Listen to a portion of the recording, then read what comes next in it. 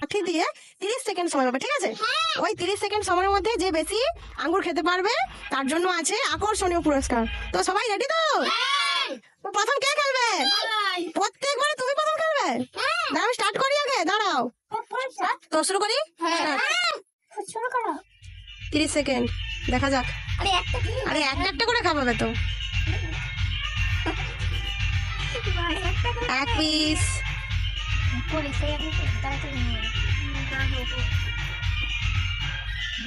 17 second, 18, 21 হয়ে গেছে, 22 হয়ে গেছে, 23 হয়ে গেছে।